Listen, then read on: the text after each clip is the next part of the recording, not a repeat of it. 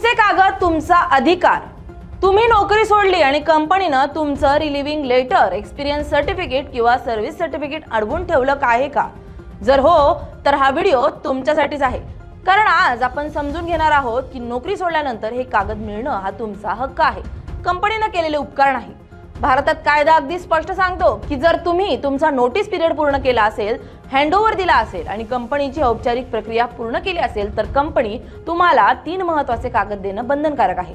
पहिला म्हणजे relieving letter, ज्यात तुमचा राजीनामा स्वीकारला आहे, तुमचा शेवटचा कामाचा दिवस कोणता होता ते लिहिलेलं असतं।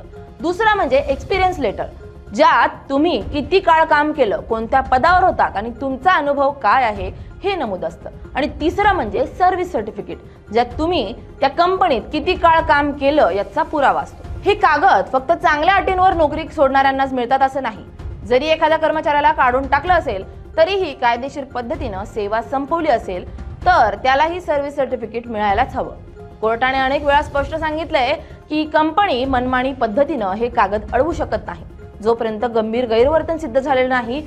महाराष्ट्रात आणि खास करून पुण्यासारख्या शहरांमध्ये लेबर कोर्ट आणि लेबर डिपार्टमेंटनं अनेक केसेसमध्ये कंपन्यांना आदेश दिले की कर्मचाऱ्यांनी नोटीस पूर्ण न केली असली तरी किंवा थोडा नोटीस ब्रेक असला तरी पैसे सेटल करून हे कागद द्यावेच लागतात। कंपनीला हे कागद रोखून धरून कर्मचाऱ्यावर दबाव टाकण्याचा अधिकार नाही। जर तुमची कंपनी हे कागद देत नसेल तर सर्वात आधी तुम्ही त्यांना लिखित स्वरूपात मेल किंवा अर्ज करा। तरीही ऐकत नसेल तर कायदेशीर नोटीस पाठवा आणि तरीही प्रश्न सुटला नाही तर तुम्ही लेबर कमिशन किंवा लेबर कोर्टात तक्रार दाखल करू शकता। बहुतांश केसेसमध्ये कोर्ट कंपनीला हे कागद देण्याचा आदेश देतेच।